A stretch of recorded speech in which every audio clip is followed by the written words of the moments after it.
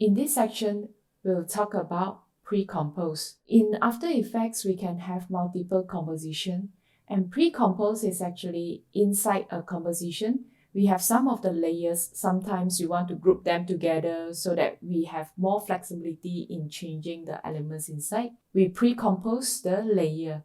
If you take a look at the animation over here, so all the stars are actually pre-composed. If you take a look at the icon is actually composition icon. And what we do is we can double click into the stars. And if let's say today I'm not happy with the star, I want to change to a square without selecting the layer. I just align, center it, and I try to do the same rotation as well. And all the stars outside will change to square. So what it means is we pre-compose this layer. We can duplicate it so that we can scatter them around and do some animation with it. And right now, once we change anything inside this pre-composed composition, we will be able to see the changes outside. Without changing each layer, we just change once. Then we have all changed. So let's take a look at how we can pre-compose a layer. So we open up a composition,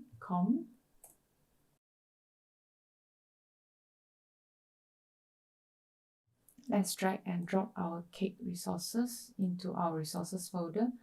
So when we have this layer, and there are two types of pre-compose. If I have an image, I want to pre-compose, I can select the image. I go to Layer and Pre-compose, or we click on Ctrl+Shift+C. Now let's make some animation with it.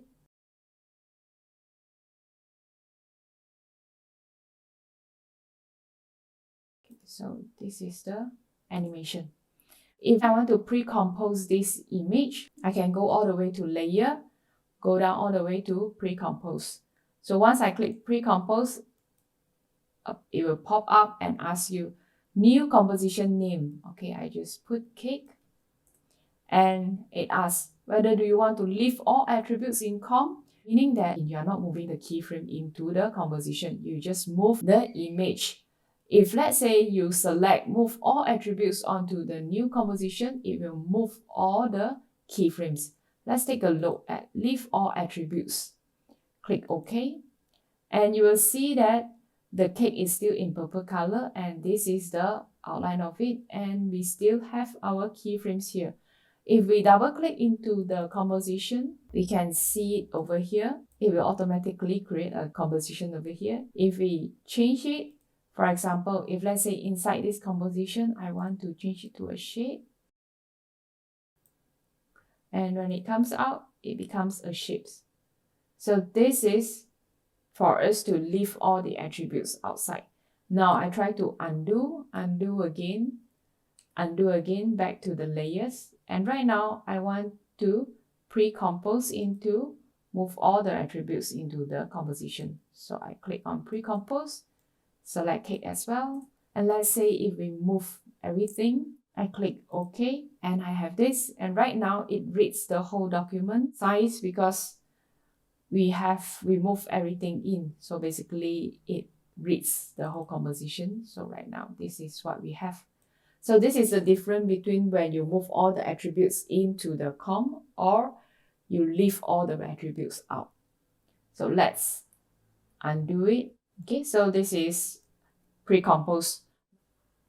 Now I use rectangle tool, I draw a square. So I want this to be inside a pre-comp. When we have a shape, I go to layer, I go to pre-compose, it doesn't let you to choose leave all attributes because shape follows the composition size. So right now I rename it to square and I move all attributes in. So right now the whole thing will be like this and my square is no longer in the center. So what I need to do, I double click into the square here. I know that it is a square. So I can always go to a composition setting to make my composition smaller. So let's go composition setting. And right now I need to unlock this and change to maybe 500 times 500. Will that be too small? I think we just increase to 700. I lock it so that I just need to type one size. It will follow. So I click OK.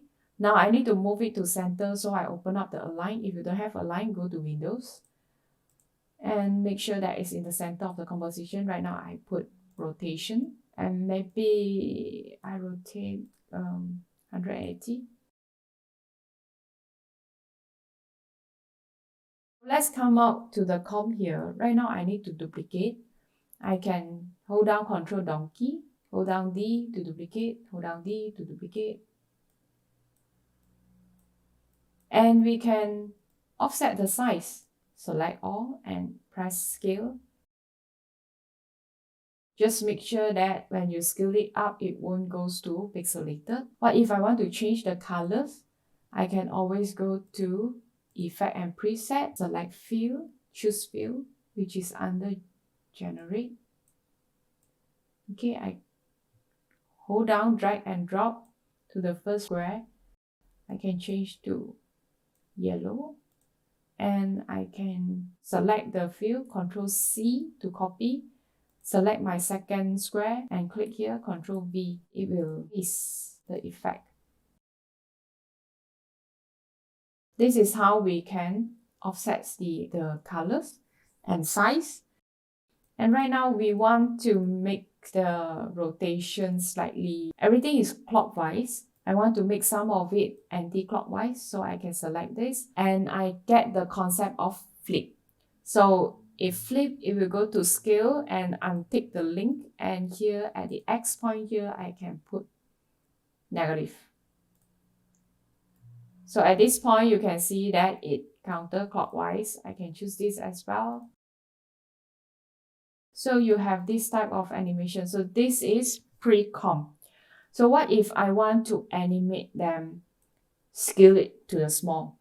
So based on the section that we have in parent and link, we can create an empty object in the center so that everything scale is small. We can parent all the elements to that transparent object. So let's create the object. We call it, we select the timeline layer, we go to layer, new, null object. So null object is actually a transparent layer for you to hold something into it. When you open it up, you will be able to see that the solids appear, and you'll be able to see that the null is inside. So you can use it, you can drag and drop, repeatedly use it, just that you need to make sure that the opacity is 0. So right now I select all the square, link to the null. So now I can animate my square using the null. So if let's say I want to scale them pop up one by one, this is a very independent animation. So I just double click, get into the square. Right now I go scale 0, 1, 2, 3, 4, 5 frames. I go to 150, 1, 2, 3, 4, 5 frames. I go to 80, 1, 2, 3, 4, 5. I go to 100. So let's take a look at the animation. Yep, I have this. So right now I have them bouncing out, but I want to scale them all together at the end. So when I want to, maybe I bounce it out, and by 2 seconds I want to start scaling it. So I hold down my scale at the null object, 1, 2, 3, 4, 5, maybe slightly bigger, and 1, 2, 3, 4, 5 to 0. Instead of animating the position and the scale of each box and move it to the center, we use the null object and we utilize the parent and link functions to do the animation.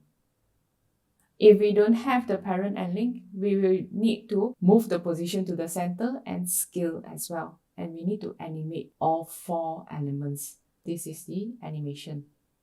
Now, if let's say I want to make them pop up at a different time frame, I can just move my pre-comp to start slightly later. Then you will see things like this. And here it will still read the keyframe from the null object. So within this pre-comp, if let's say today I don't like the box, I want to change, I just get back into my comp and I can always duplicate. Turn off my rectangle, create a star. So I can move my stars to the center.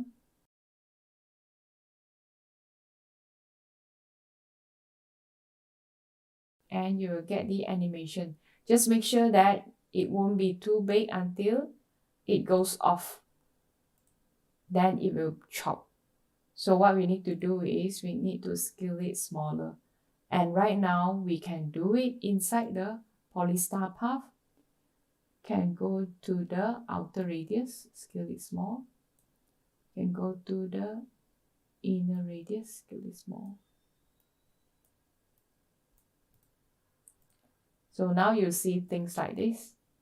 By using pre-compose, it's easier for you to work on your animation and make changes in your animation. And Null Object is a transparent layer for you to turn it into a parent so that everything is under the control of the null.